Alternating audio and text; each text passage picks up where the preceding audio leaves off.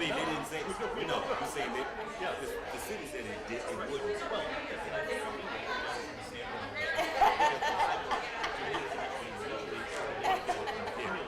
Or what about AARP, when they know your age and they immediately, as soon as you turn 50, they start to sound like, how scary they know my age. Oh, yeah. Good, how are you? Okay, good.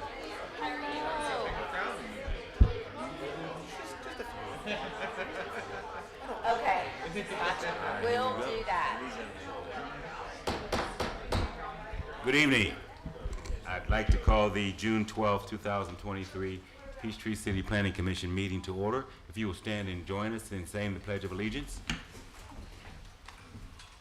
I pledge allegiance to the flag of the United States of America and to the republic for which it stands, one nation, under God, indivisible, with liberty and justice for all.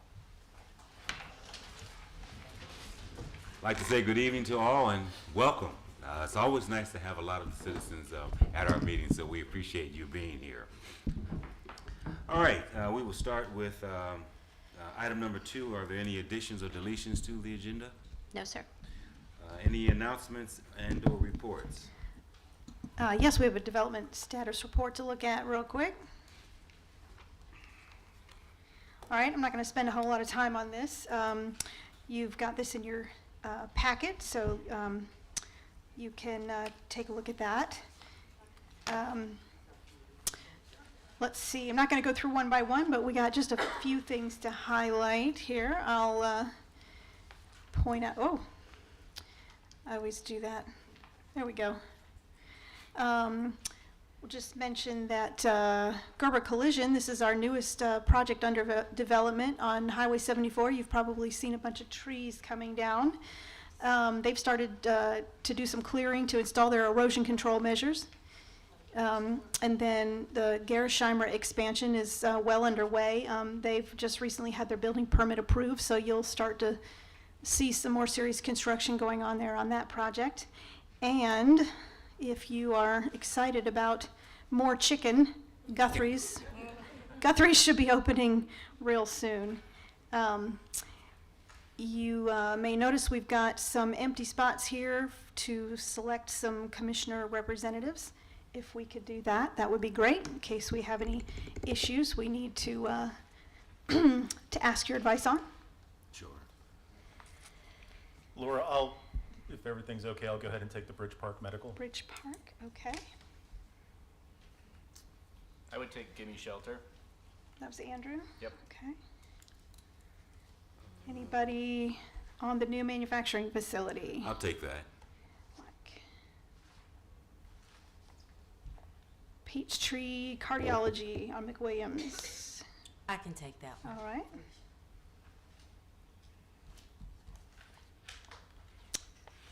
And the SWI Machinery, that's going to be that warehouse on Necco Way. I'll take that one. Mitzi?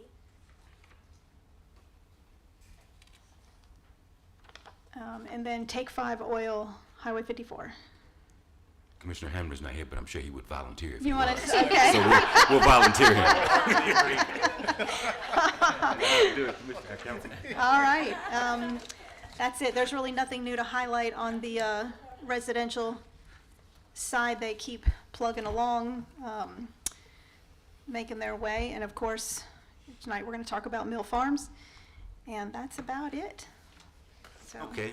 Also, I'd like to welcome Councilman Clint Holland. Thank you again for being here. Faithful attendee here. All right. We'll move on to item number 4, approval of the minutes. Commissioners, you've all received the Planning Commission meeting minutes from May 8th, 2023. Are there any changes, additions, deletions, corrections?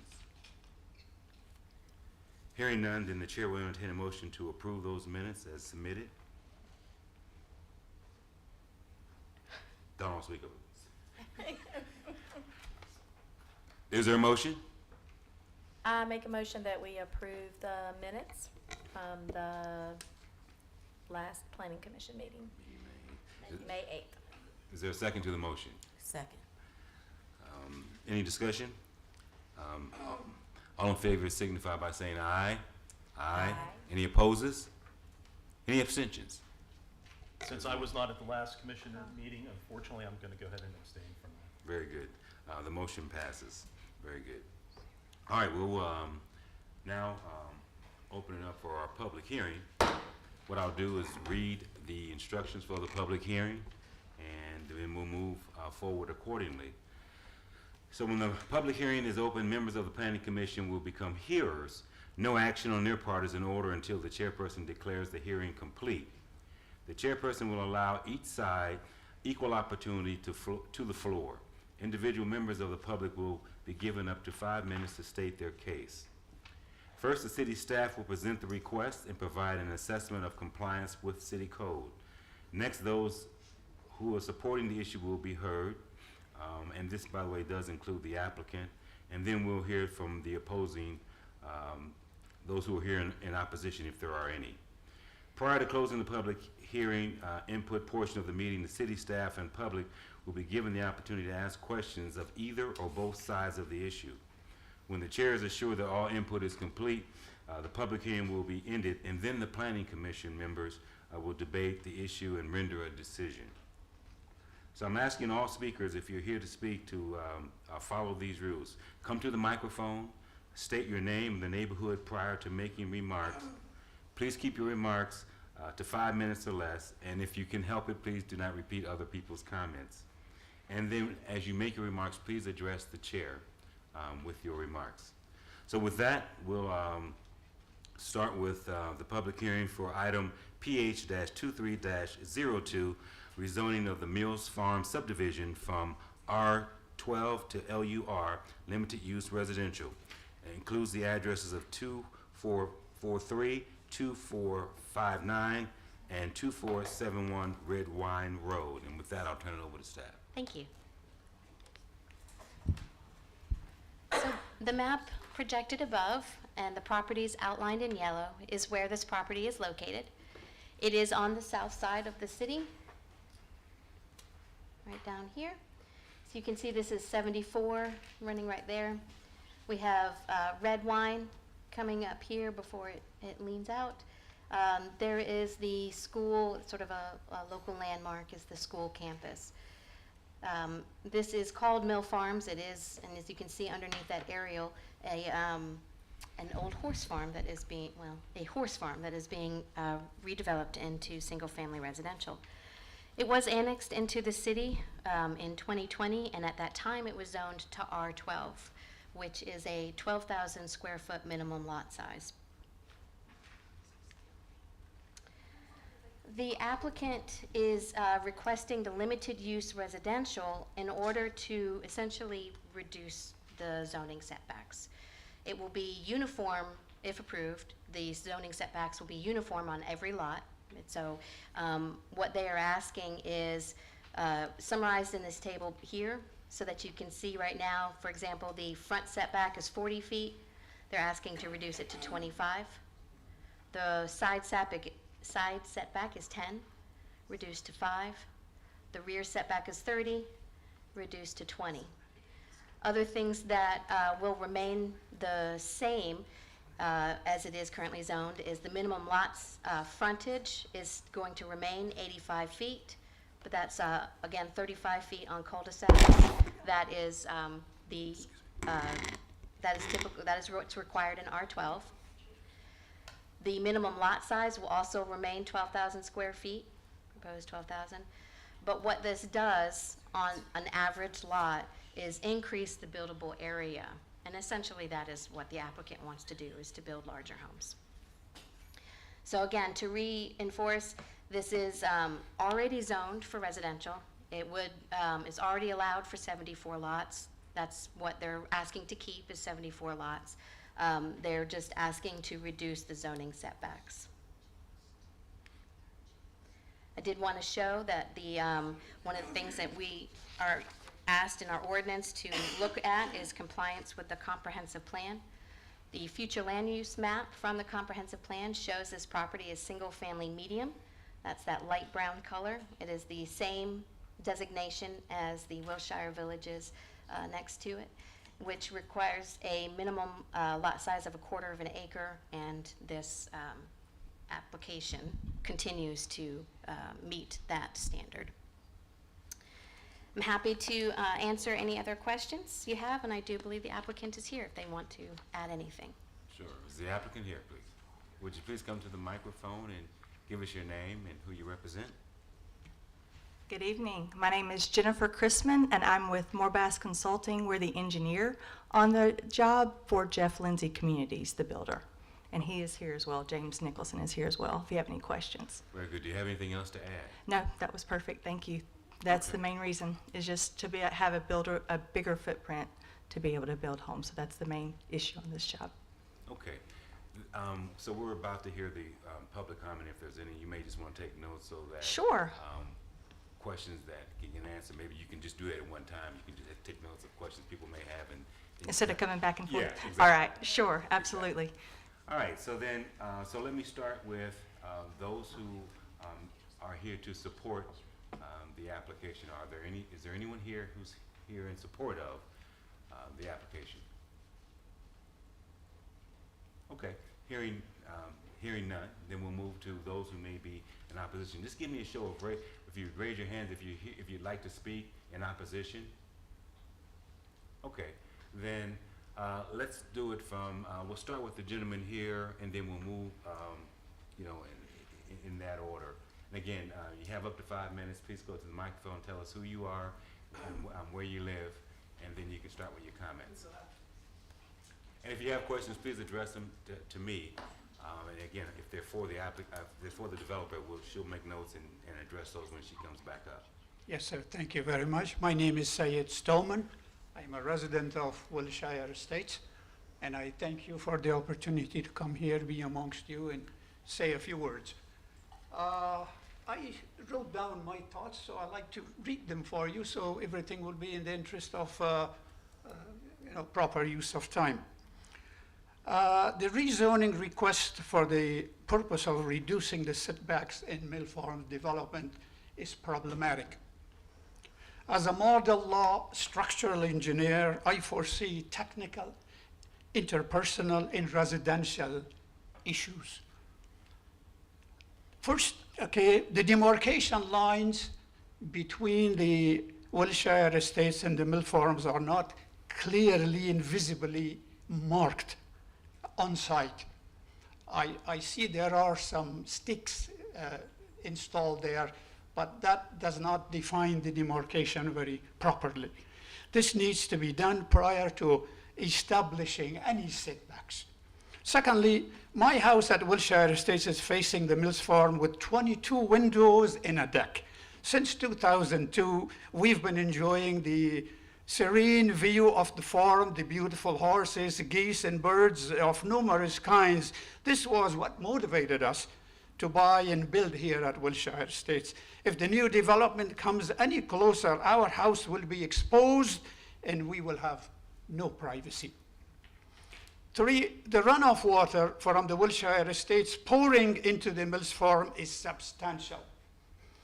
For the last 6 months after each rain, there is a swamp developing on this farm.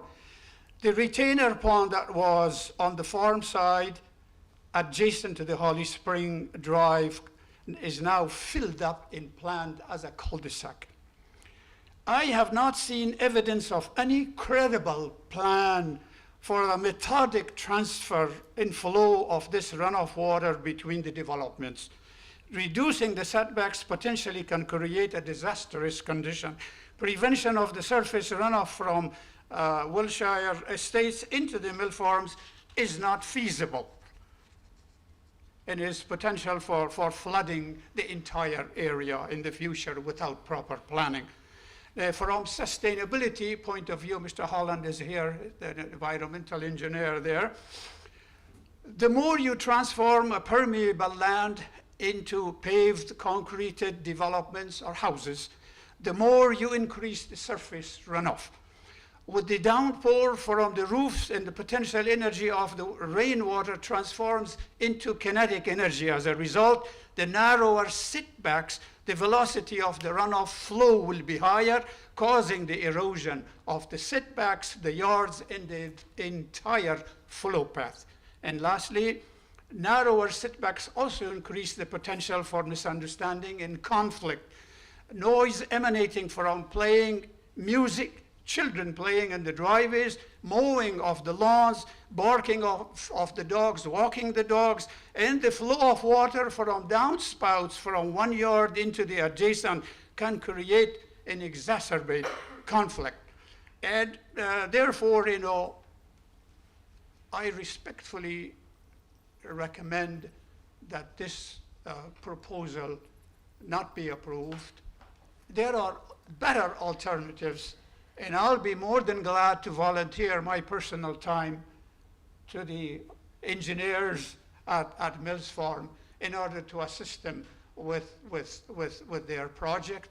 And they are our potential neighbors in the future, and we have to start on a good note and not disagreements, because of these issues, especially the flow of water, is extremely significant. That needs to be addressed before any setback reductions are being accepted and proposed. And I thank you very much for this opportunity. Thank you. All right, so several people have their hands up. You can just, one by one, just come on up to the microphone. And again, give us your name and what neighborhood you're from. Hi, my name is June Reiner. I live in Forston Place. I have a lot of neighbors here, and that is a hard act to follow. You asked me not to repeat, and I think he summed it all up for all of us. So thank you very much. Well put. So thank you. Thank you. All right.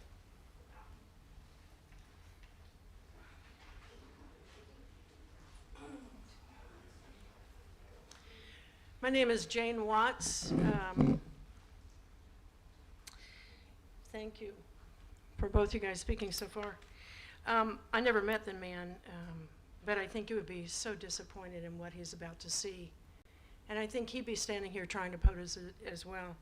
A fellow named Joel Cohen, he would do a thumbs down on this project, I think, because the green space is non-existent. There's no breathing air. There's no trees. There's nothing other than huge block homes that are projected to be planned so a builder can make a profit. A builder can still make money, but do you have to do this? Does Peachtree City want to have on the south end this? With with buildings that are 3 times higher, and you only have 5 feet to get down the side of your house. Where do the children play? Where's the grass mowed? Where are the flowers planted? Some simple items could be made in place, but the first thing is to say no to this. That's all I have. Okay. Thank you.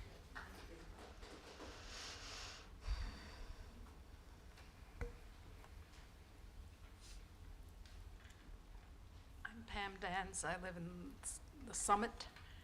We would be affected by traffic flow is what got me here. But I'm looking at the plan, the 14-year plan, and I'm wondering to myself, were the people that built that plan idiots? I mean, were they so incredibly stupid that we have to reverse all their zoning? They set the zoning up for reasons. They balanced density. Why do we want to upset that apple cart? There's a reason we have zoning and zoning boards.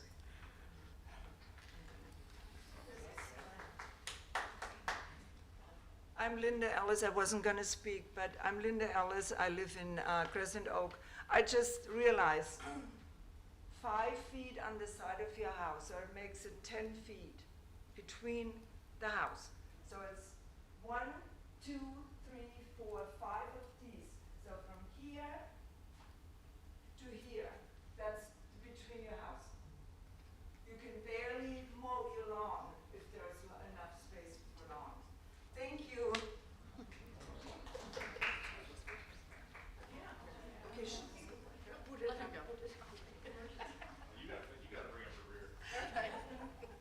Hi, I'm John Moore. I live in Mount Brook, so I'm outside of Peachtree City, so I appreciate you allowing me to speak here tonight.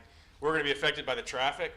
But what got me up here speaking is the fact that I actually grew up in a town called Reston, Virginia, which is actually where the founders of Peachtree City went to learn how to build an awesome town. That town is still awesome because they stuck to their zoning laws.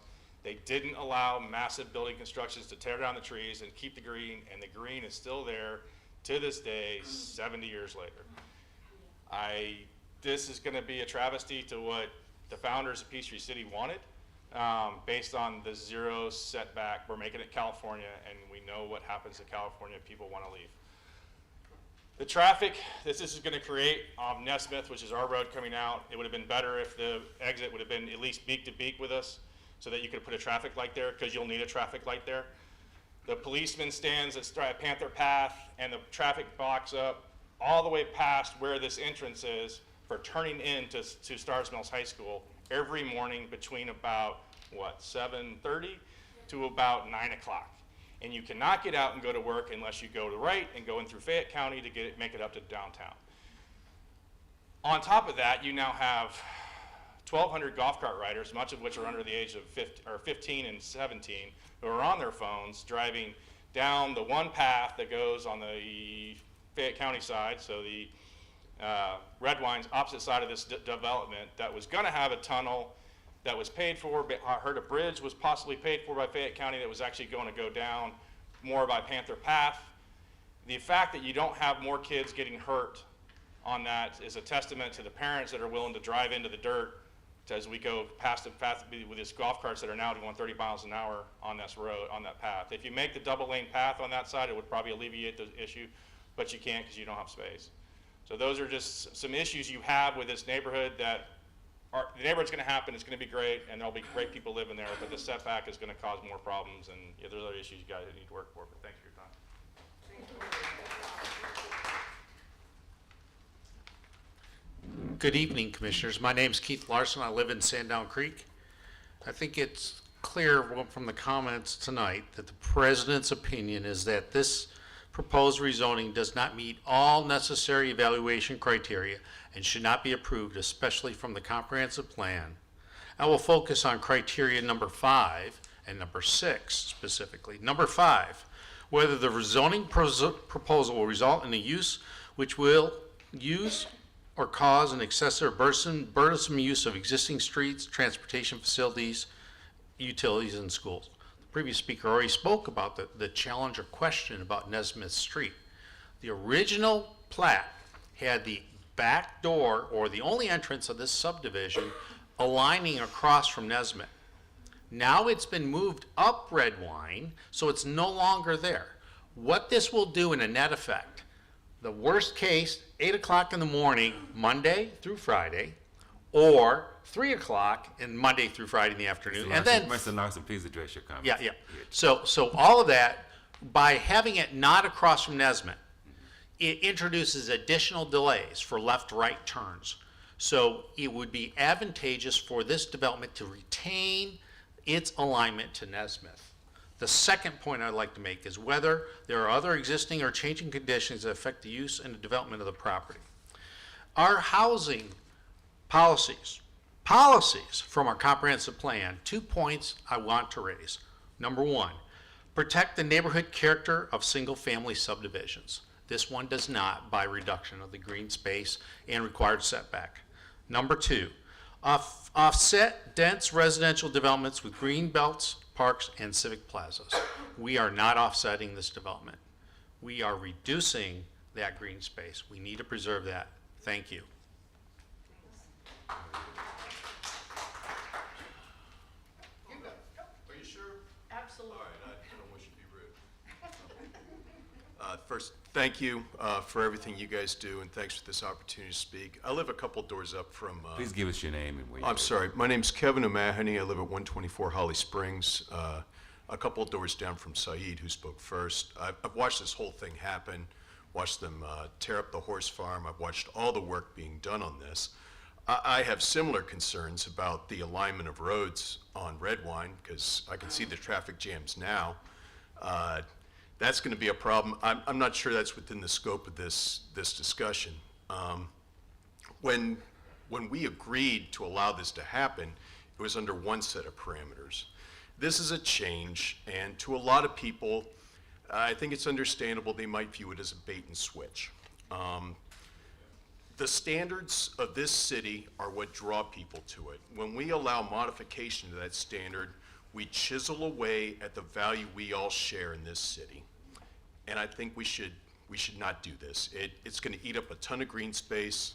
There are engineering concerns, and I think it's a bad idea. Thank you very much.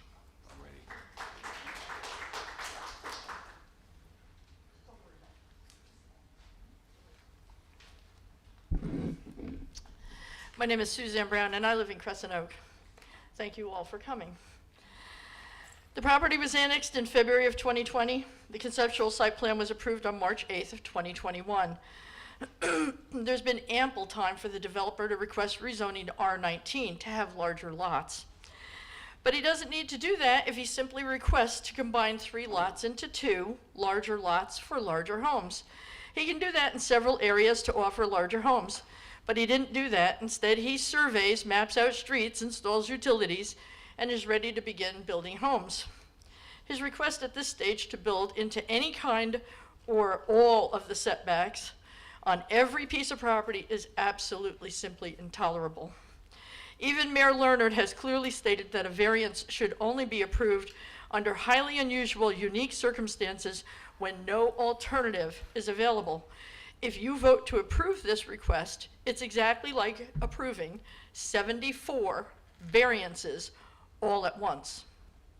Our ordinances are there to protect residents from their neighbors, developers, and sometimes themselves.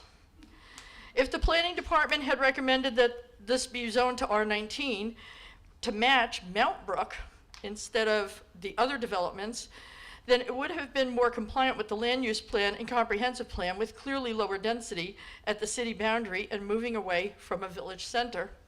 As R19, there would be only about 47 lots, each just under a half an acre, which is big enough for larger homes, and we would not be here today. You shouldn't let him change the setbacks for the entire development when he has the option to combining lots to solve his own problem. Question 2. Why is the entrance to the development in a different location than on the approved conceptual site plan? When was that requested and approved? The March 2021 site plan shows the entrance exactly opposite Nesmith Court, and it was fully discussed that it needed to be opposite Nesmith Court due to traffic issues. The current proposal shows the entrance more than 400 feet further to the north. I submitted an open records request for any and all applications and site plans and was not given anything showing the movement of the entrance until this rezoning proposal. So why is it drawn on the site plan and it's not even addressed in the narrative? Were they hoping no one would notice? If you approve the plan submitted, does that also approve the movement of the entrance even though it's not mentioned in the narrative and not applied for? If that's what is happening, it lacks accountability and transparency. I recommend you make the developer conform to your approved plan, turn down this request, make him move the streets and utilities to conform to the plan that has been approved. Is he thinking that by doing the work and then asking for approval, he's going to get it? Because he's already got the utilities in the ground. The entrance location and traffic issue was raised by several citizens in 2021 and now again tonight.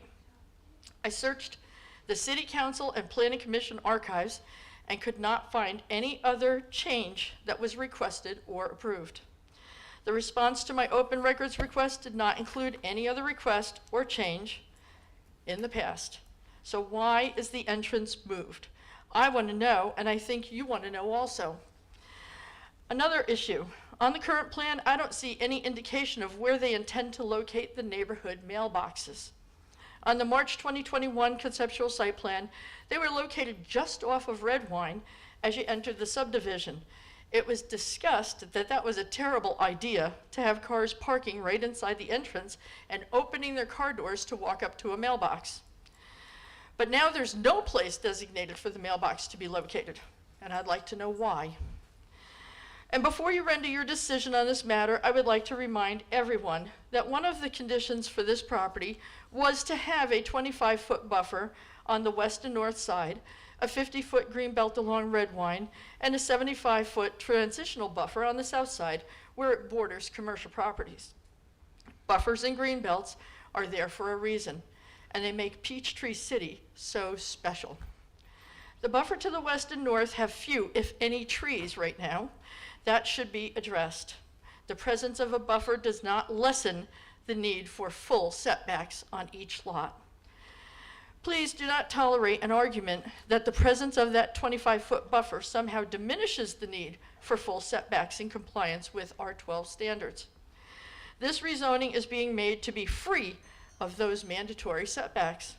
Approving this proposal would be like approving, as I said, 74 separate variance requests to build into every setback of every lot in the development. It would move the entrance 400 feet to the north, which impacts all traffic on Redwine. It lacks mailboxes, and the developer can combine lots to make a handful of larger lots without any rezoning. So I say, don't approve this. Thank you.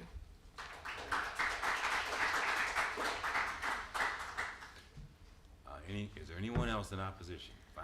Final opportunity. All right, before I close the public hearing, I would just ask Ms. Christman, is there anything that you heard that you want to address?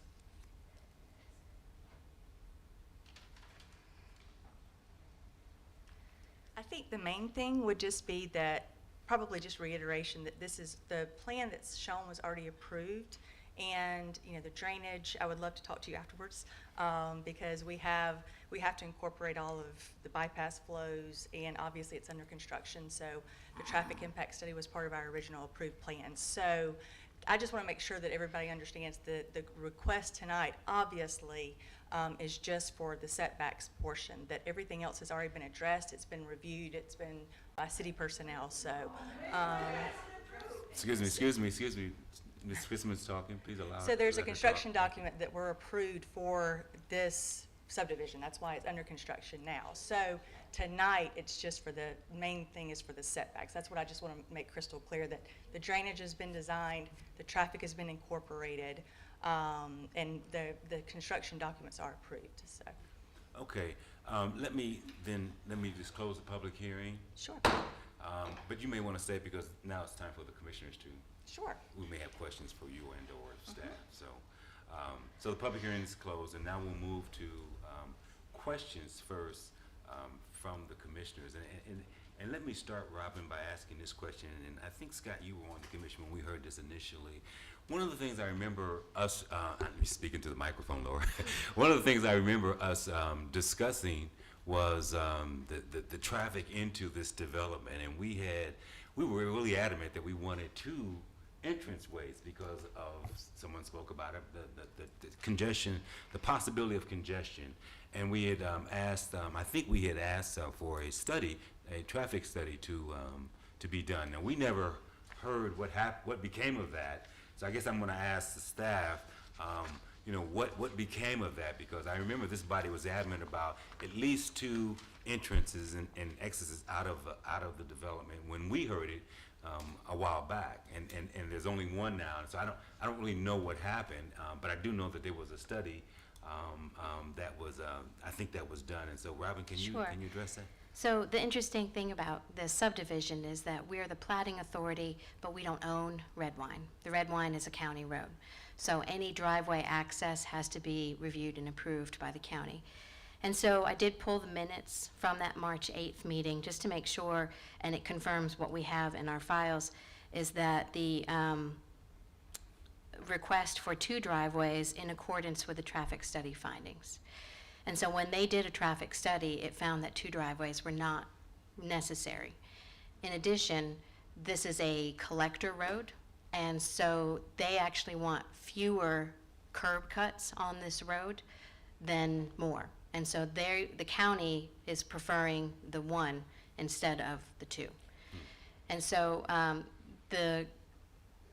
don't want to say confusion, but it is that we have an approved road construction plan. It shows the road as it was approved by conceptual site plan. Then they have come back and asked, they've had to revise it based on some stormwater findings and some utility issues that they're having, as well as that roadway permit from the county. And so that road construction plan is in review now. It has not been approved for final. So they have an old plan.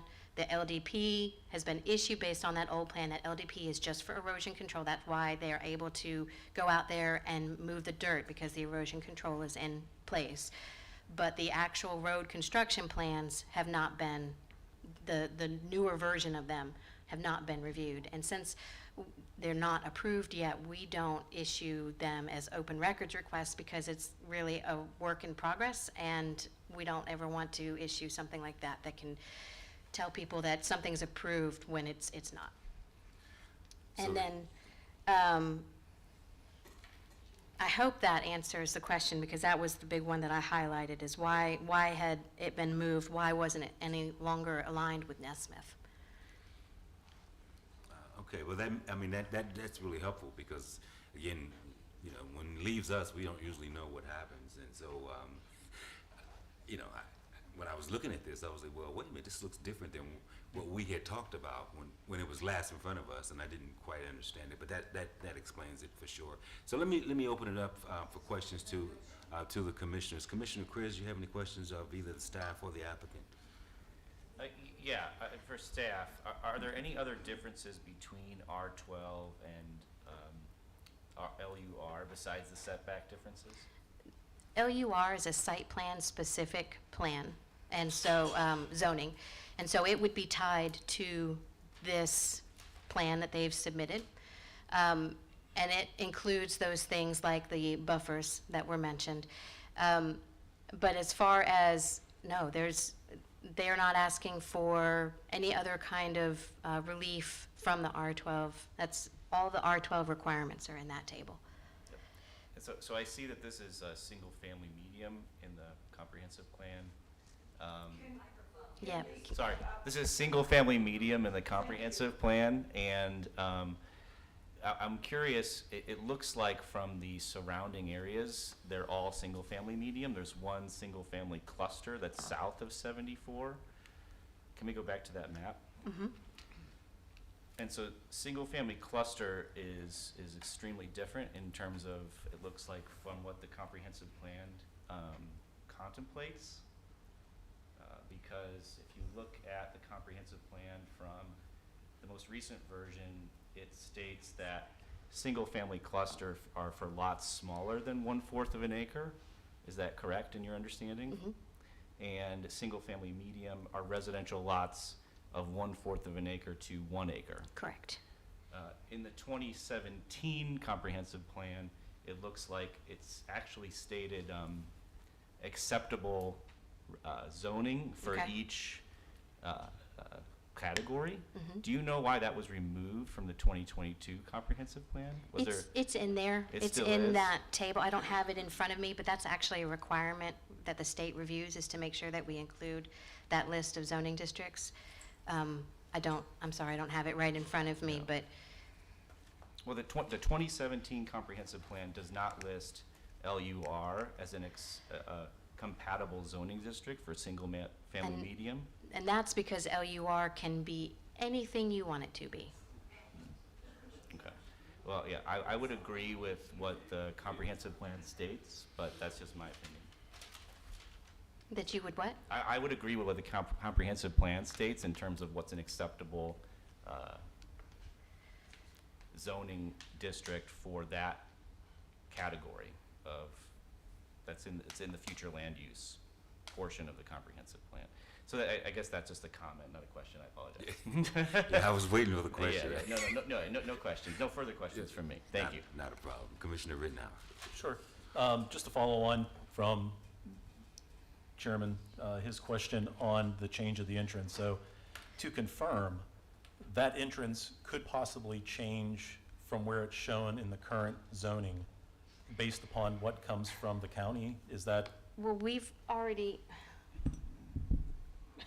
do you remember off the top of your head where, if there were any comments about the road alignment? Not off the top of my head, I don't. I'd have to look back through the review comments. Okay, so, you know, it's not, it's usually something that we defer to the engineers. And if they're telling us that it needs to move 400 feet this way or that way because of the road alignment, we don't usually make that a do or die.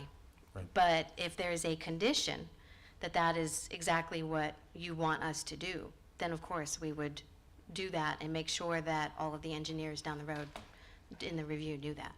Yeah, and like I said, that was more of a follow-up since you mentioned that the county, the road approval still has not been made.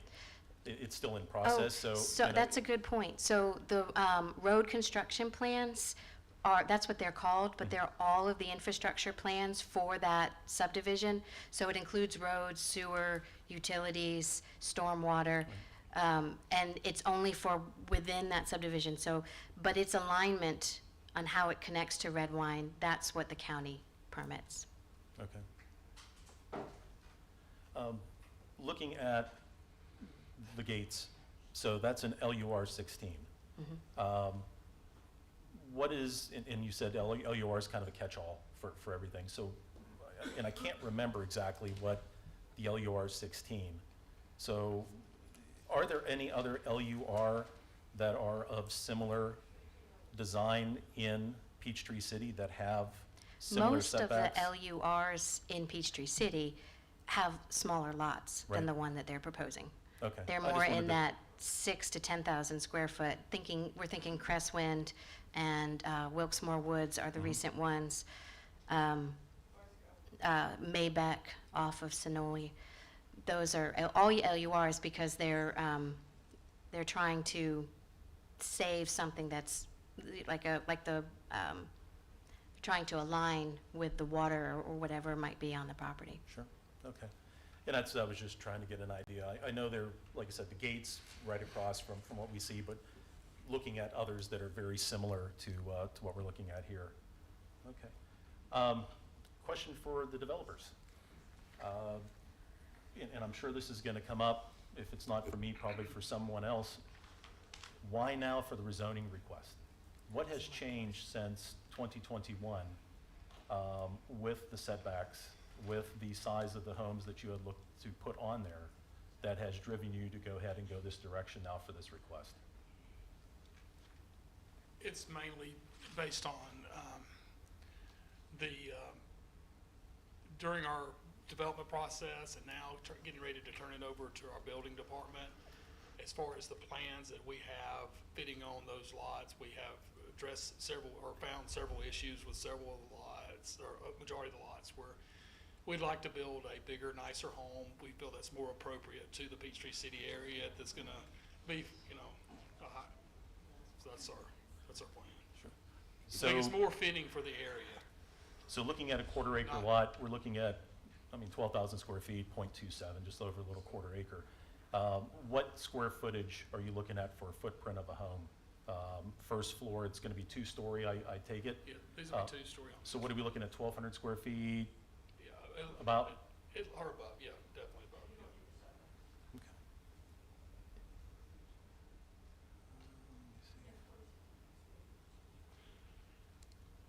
I think that's everything. Sure.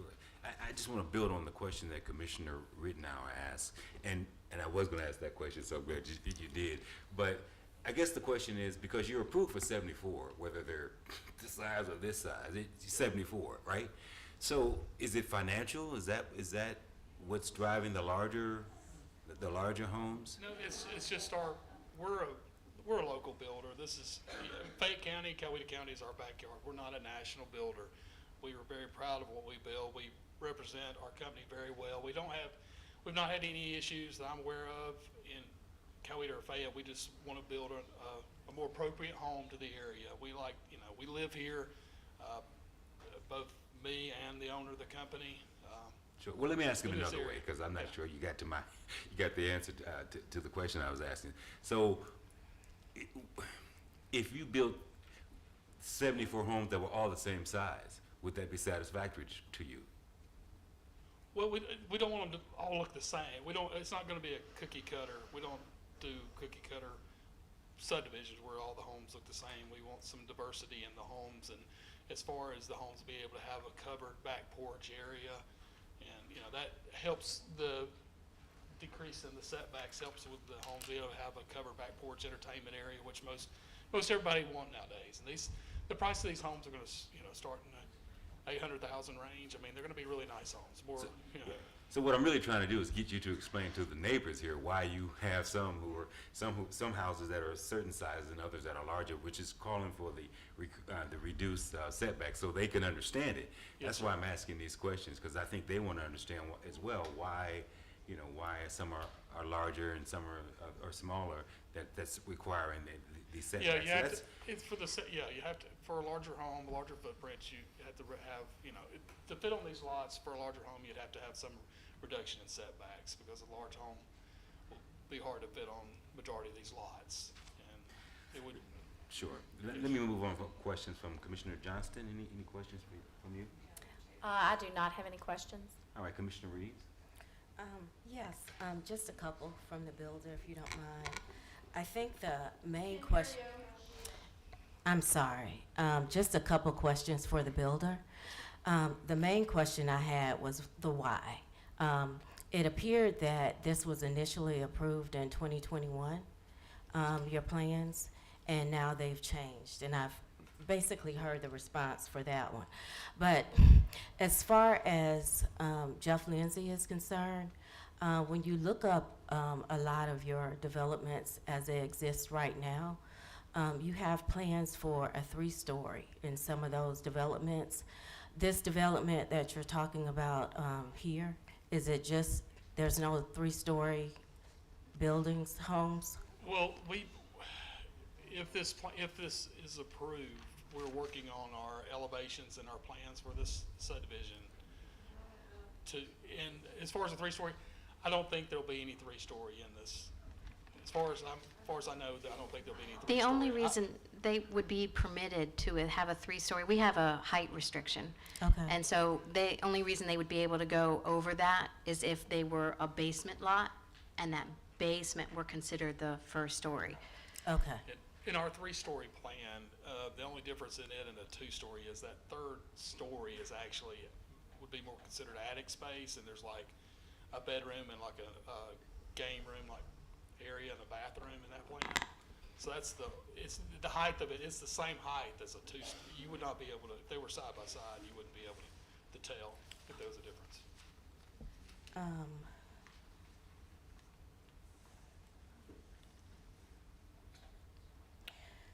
One of the commenters talked about the mailboxes and where they would actually be located. I don't see them on this particular plan that you have right here. Do you know at this point where they're going to be located?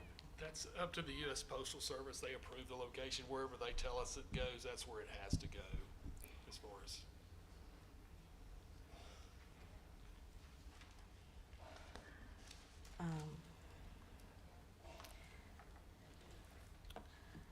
And I guess this is for staff again. I'm a little bit unclear. I know the roads inside the development you've talked about already. And then there's a connection point with the county as far as the alignment is concerned. That part has not been approved. Is that correct? Well, that's what, we didn't have that question before, so we haven't actually looked at the review history. So I can't answer Okay. that off the top of my head, I'm sorry. Okay. Okay. I think that's all. I can give you that information. I will certainly have that information for the next public hearing. Thank you. All right, well now, One more question? Go right ahead, So, Commissioner. in just kind of thinking, and this is a general question as to when things go to the county. So if we have approved as the planning commission and say we approved it based upon the entrance being directly across from Naismith, and There's it no has other, changed. yeah, there's no other situation in the city like Right. this. Is there a process between county and city for a flowback of any changes back into the planning commission? So they make it, they say, hey, there's a change that's gonna have to happen because county engineer took a look at it, worked with our city engineer. Is there anything that would come ever back to us? So what I had said at the 2021 meeting was that if they did require the 2 driveways, then that would be considered a significant change, and it would come back to the planning commission. But the movement of the relocation of the single entrance. So that's what I was wouldn't- going, is we, Right. planning, we defer to the engineers. If they're gonna tell us because the crest of the road or whatever, it needs to be located here, we normally wouldn't have brought that. But if you had said it's really important to us, we would have. Well, I think that's perhaps a learning moment. Okay. Oh, A absolutely. learning opportunity there going forward that, you know, critical things like this, you know, not understanding or not realizing that that would not, quite frankly, come back to us if something has changed that we approved. I think that's definitely something going forward we'll take a closer look at. Thanks. Okay. Thanks. Very good. If there are no other questions from the commissioners, then we'll turn to comments from the commissioners. And Commissioner Reeves, we'll start with you if you have any comments about this project. Yes, I'm very uncomfortable seeing things change. Initially, at least from what I hear, I don't see the conceptual plan for 2021 that was actually approved. And I'm a little familiar with building concepts as well, but the why answer as far as it appears as though the zoning was established in 2021, and the builder was aware of what the zoning was at the time, and it is somewhat concerning, the change at this point. And that's all I have. Okay, thank you. Commissioner Johnston, any comments? Pretty much to reiterate what she said, but also, I guess the first thing I think is, like what we said about, you know, zoning ordinance they are put into place for a reason. Peachtree City is a very unique place, and that's why most people come here. And so, it does concern me also that we may lose some of the reason people come here, and then we need to be careful about just changing things without enough reason to do so. Okay, thank you. Commissioner Chris? I think I've already made my comments well known, so no further comments. Sure. Commissioner Renaud? Sure, I think looking back, and I actually do have the March 2021 packet that we had and the approval that we had, you know, I am concerned about some of the changes that have happened since, you know, based upon what we had originally approved as to where it is now. You know, and I looked at this originally as, again, just a setback issue, but there's definitely some additional changes that have happened. And I know we're not Just the looking one. at those. Right, just the road entrance, alignment right. where it hits the county road? Where it hits the county road. I look at it from a standpoint of, you know, we're looking at quarter-acre lots. We're looking at 10 feet of space between them. And looking at now reduction in green space, as several people have said. You know, I understand from a planning standpoint, from the development standpoint of where they originally came from, and what they originally thought it was gonna be. But I think going in and putting the same amount of homes, pulling green space, pulling setbacks is definitely a concern, from my standpoint. I don't know where the tipping point is, quite frankly, between number of homes, number of lots, as to financial, and that really isn't our concern, of course. I hope it's not 1 or 2 or 3 lots, but I would like to see us stick with the current zoning and how we have it set up, as compared to going and making a rezoning and switching this from what we really approved at the very beginning. And I know this was a was a hot topic back then as to what was going on, and unfortunately, it hasn't changed much in 2 years. So I think there's definitely some concern on my standpoint as to what we're seeing, as to what we originally approved back in 2021. Thank you, Commissioner. And so I'll bring up the rear with comments, and while I share some of the same comments as others have mentioned, I guess I look at this and I recognize, and I have more so tonight than before, that some of the changes that have happened are out of our control, that we, the city, the planning commission have no control over it, that were major issues for us back then, and so there's nothing we can do about that. I look at the development, and and again, I raise that question about the size of the lots because again, I think for me, 74 homes, they're not exceeding that, which is good. They're meeting the future land use map. They're in conformity with that. And a lot of times when I think about should we approve a project or not, I think about does this meet the standards that the city has developed?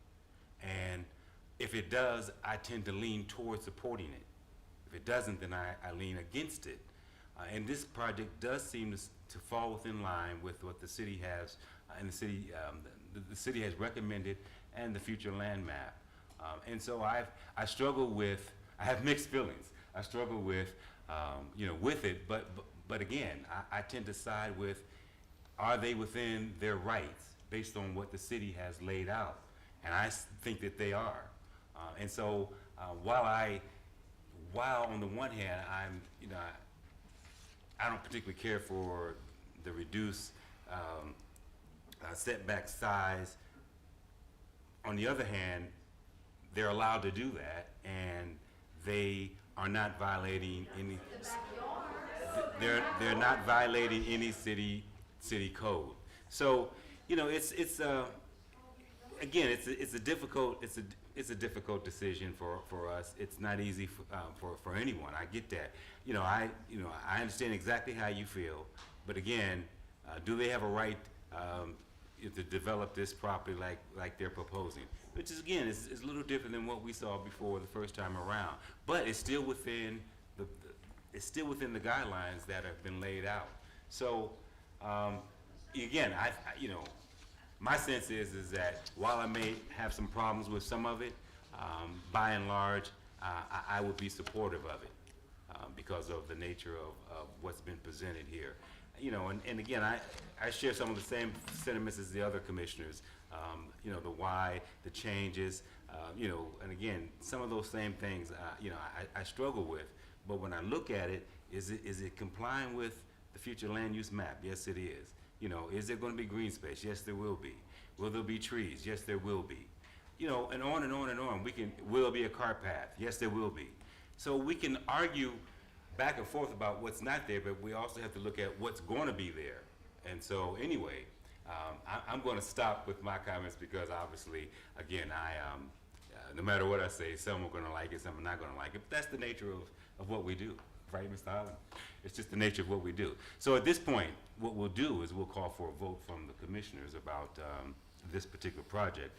And so despite what I said and what anyone else says, the commissioners having a right to, will take a vote on, and they have a right to vote how they feel. So hearing that, I'm going to entertain a motion for item PH-23-02, the rezoning of Mills Farm subdivision from R2 to LUR, limited use residential, including the addresses of 2443, 2459, and 2471 Red Wine Road. Commissioners, is there a motion? Mr. Chairman, are we looking for a motion to approve as presented? I would entertain a motion either way. And by the way, if you feel as though this needs further work, we can always, if we feel that there's a need to have some further discussion on it, we can always table it and try to get some further discussion. That's your prerogative as well. So we'll take a motion either way, and that includes, again, if you feel like there's an opportunity to bring sides together and have some further discussion about it, to table it for such that as well. Well, do remember our ordinance requires that council act within a certain time. And so they only have one meeting in July. And so they are going to be, they have to, legal, to meet our state requirements, they have to hold their public hearing at the July 13th meeting, So then there's no sense in really tabling, voting one way or another. unless you wanted to call a special called meeting. I'm not sure that we, I'm not sure that we need to do that. But anyway, so you've heard that, Commissioner. So we'll entertain a motion either way. Again, I've heard, again, the sentiment is kind of,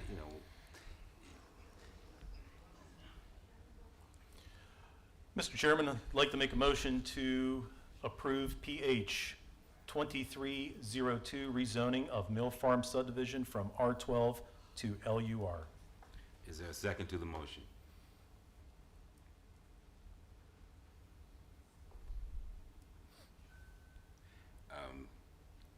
The chair will second the motion.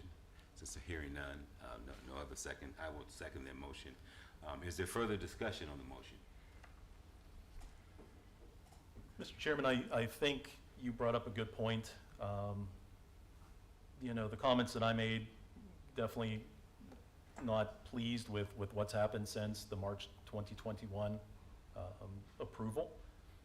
And I do think, as I said, that's something that needs to be looked at as we go forward, as to how, when we approve things and it goes off into another jurisdiction and changes are made, that we're either made aware or we have to put in place something that we have to be brought back into the discussion if that does happen. And I think that's a further discussion as we go forward. But I also understand what you have said as to, does it meet the comprehensive plan as compared to, does it meet what we would like to see, what we want to see? And I think that's, again, a further discussion as to, as we go forward with the city, as to any changes with our comprehensive plan in the future. So I think that's where, at least where my comments are based upon the motion to approve. Any further discussion? Then all in favor signify by saying aye and the raising of your hand. Aye. Aye. Opposes? Please raise your hand. All right, so, and for those of you who are not aware, Commissioner Cruz is our alternate, so he cannot vote on the matter. And we're missing a commissioner who's not here tonight, so we have 2 in favor and 2 in opposition. So the motion fails. So the motion does fail.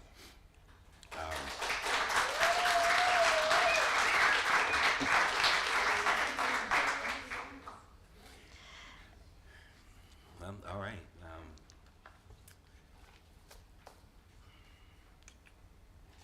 Well, okay, so the motion fails. We'll move on. Thank you all for showing up here tonight. Thank you to the developer as well as all the neighbors. Appreciate you coming out. Feel free to stay if you want to. We have other business, but if not, that's fine as well.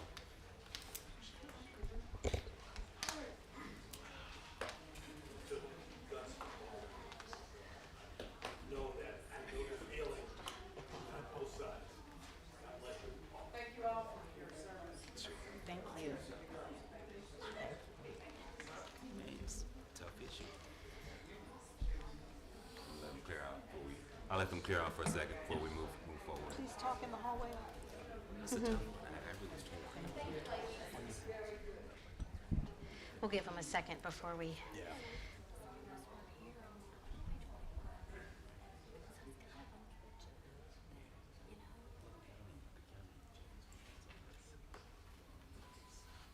These must be my applicants. We enjoyed that. Glad. Yeah. I'll be honest, I wasn't even expecting 2 to 2 vote. I was going to thought it would be 04. The next item is also a public hearing. Sure. All right, so we'll move into public hearing -23-03, zoning ordinance text amendment to comply with updated Georgia zoning procedure laws, House Bill 1405, and we'll turn it over to the staff.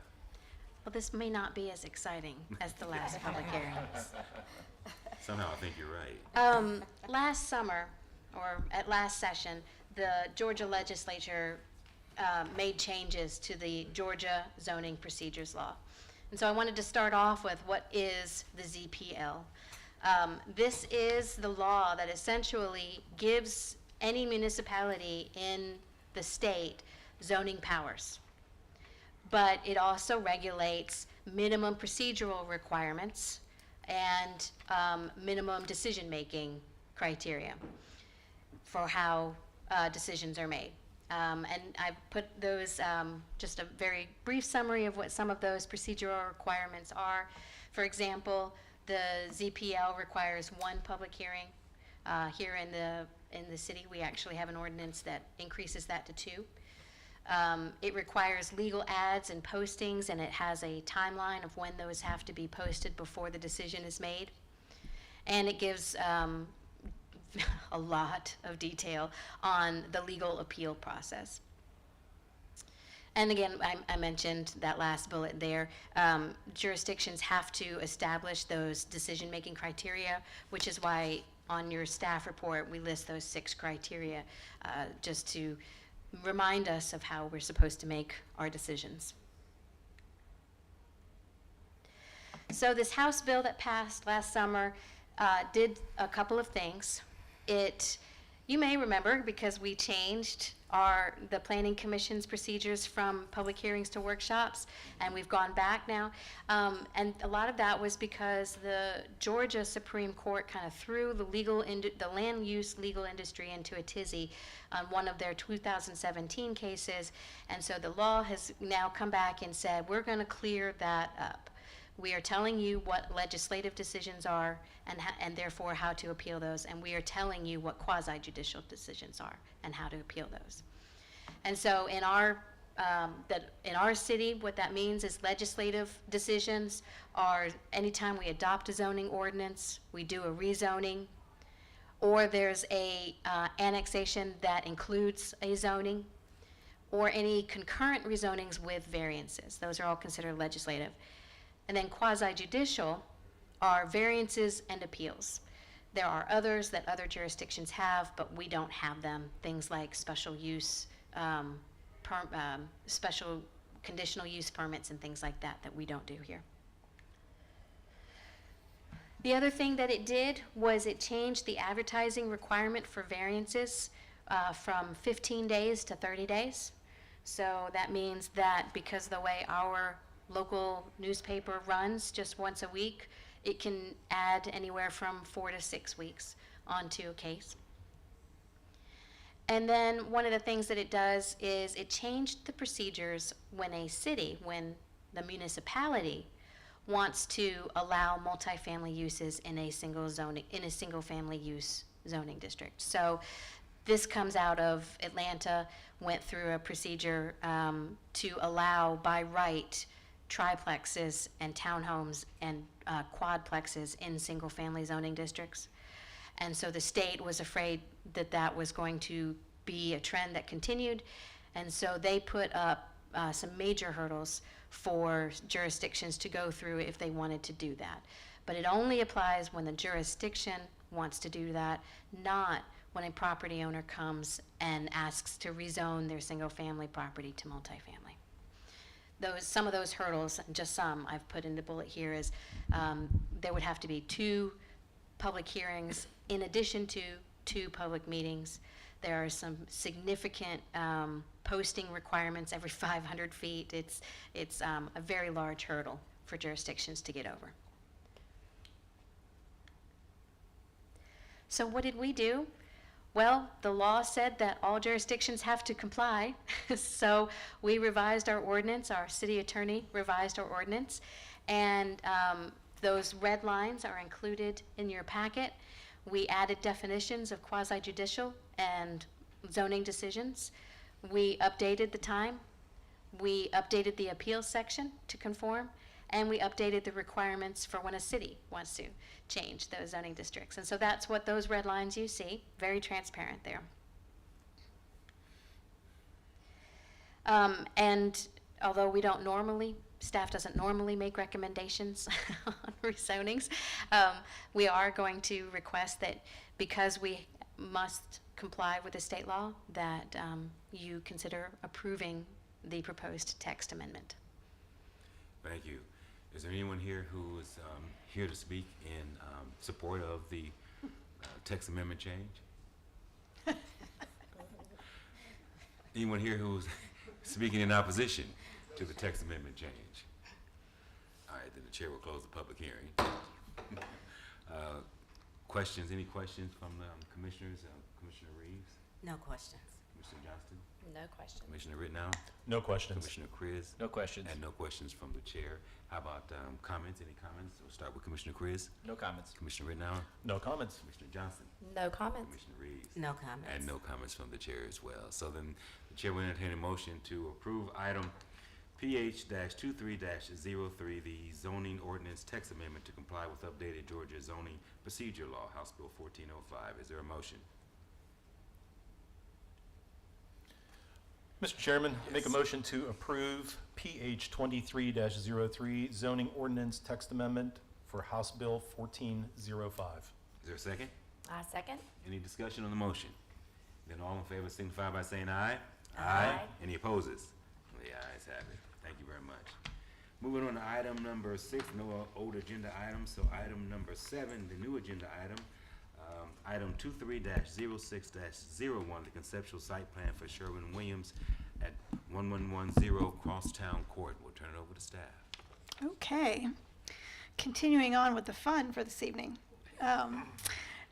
Site Development Partners has submitted a conceptual site plan for a new Sherwin-Williams paint store. The parcel located at 1110 Crosstown Court, which is across from Braylon Village, is zoned GC, General Commercial. Right here in this area, all this over here is Braylon Village. And right here is the site. And that property, let's move on to the next slide. Here's an aerial photograph showing you a little bit better the property location. Is this site right here on the corner. It's part of the Crosstown Court Commercial Center. It is the site of the former Pizza Hut. It is next door to Pep Boys there, you can see, and in front of the World of Beverage. The proposal is to remove the existing building and erect a new larger building of 4,400 square feet and modify the existing parking lot. The fact that the property is surrounded on 3 sides by road frontage makes it a challenge for development. But this proposal meets all of the building and parking setbacks, which are 40 feet for building and 20 feet for parking setbacks along both of the Crosstown Court road frontages here and here, and 10-foot side setback along this side. This commercial complex was platted in 1992 with a 40-foot landscape buffer along Crosstown Drive. And the proposed building also meets this requirement, with 42 feet being the minimum dimension from the property line along the front, along Crosstown Drive up here. And by the way, that also follows the existing, the edge of the existing building. This dashed line right here, if you can see it, is the existing building on the property. The parking requirement for general retail is 1 space per 300 square feet, which equals 15 spaces for this new paint store. The site currently has 34 spaces on it. Of course, you know, a restaurant needs a lot more parking spaces than a retail store. And after the modification, the site will have 19 spaces, which does not exceed the 125% maximum of the required amount of spaces, and therefore it is in compliance. The project proposes to use the 2 existing driveways from Crosstown Court right here and right here, so no changes there. And Crosstown Drive is a major thoroughfare, and therefore an architectural review from the Planning Commission will be required, and the design shall comply with sections 724 through 730 of the Land Development Ordinance. It's pretty straightforward, and all that being said, staff is of the opinion that the conceptual site plan for the Sherwin-Williams paint store meets the city ordinances and recommends approval of agenda item 23-06-01. Thank you. Is the applicant here? Is the Well, it is now. You're the applicant. If you're the applicant, please step to the mic and give us your name and who you represent. Yes, sir. My name's Tom Webb. It's my son Jackson. We're going to build it. I've developed 52 Sherwin-Williams paint stores in the last 10, 12 years. And it's just another one that they want to be down here. It's a beautiful place. I think it works really well for what we want to do. All right, thank you, sir. Thank you. So we'll just now open it up to questions from the commissioners. Commissioner Chris, do you have any questions? No questions. Commissioner Rittenhouse. And I don't know if you happen to know this, so they are going to be closing the location off of 74? No, sir. They're going to keep that, so we're Yes, adding sir. in a second Sherwin-Williams location? Okay, that's what I was curious. Yeah. Okay. So we built the one all the way back towards the highway. Built that one. We did build the one in the middle and then this one. Okay. Yeah, I mean, they just, they're growing fast. Okay. That was my question as well. That was my Okay. question. Because I frequent that Sherwin-Williams, that's why I was, either one would work, but just curious. Thank you. Commissioner Reeves, did you have any questions? That was my question. Okay. So no, All right. no further I questions. do have one more, and right ahead. I apologize if you guys said it, but that pizza has been closed so long, I can't remember. Is there just one way in, or is it one from the first, two ways into that? Actually, Is it there's two. Just, Yeah. these I'll let two, you do- yeah, these two, Show me again. these two exist. These are existing right now. Okay, right, So, now I remember, okay. Coming in off of Crosstown Drive. Yep. Yeah, there's And- two ways in. Okay, and based on that, it's gonna be kept the same? Yeah, Exactly. they're not changing those, yeah. Okay, that's all I had. All right, so we'll turn to comments. Commissioner Reeves, any comments? I guess I do have a question still. I'm sorry. Okay, go ahead. That's okay. Go right ahead. And you may have said it already, the footprint of the building, the new building, the Sherman-Williams building, is it roughly the same as what's existing, If you or? want to look at the left side, I'll just call it the left side, that slab stays the exact same, the front slab stays the same, the back slab stays the same. We're moving it out 15 foot this way towards the parking lot. That's why we're decreasing the parking from the 30 so that's there down to 19. So exactly where she's pointing. This is basically the new Section right portion, yeah, the new section of the building. Okay, So it's basically expanding to the right side. So length won't change at all, just the width gets about 15 and a half foot bigger. okay. Thank you very much. Nothing further. Commissioner Johnston, any comments? I'm sorry. I live on that end of town, so I'm excited to see something else coming. I love food, don't get me wrong, but like just some other retail ever since Kmart closed, it's not a lot, down there. So I am excited to see something like this come Excellent, there. excellent. Commissioner Rittenhouse? I'm glad to see, another business coming in, since Pizza Hut's been going so long. I hate to admit this, but, I was a frequent patron of that Pizza Hut location, to the point that they pretty much knew me by name, and I don't know if that's good or bad. But I'm glad something else is going in its location that will One good bring. thing about the Sherwin-Williams is they don't go anywhere. When they get there, they're staying. So that's a good thing about It is a good thing.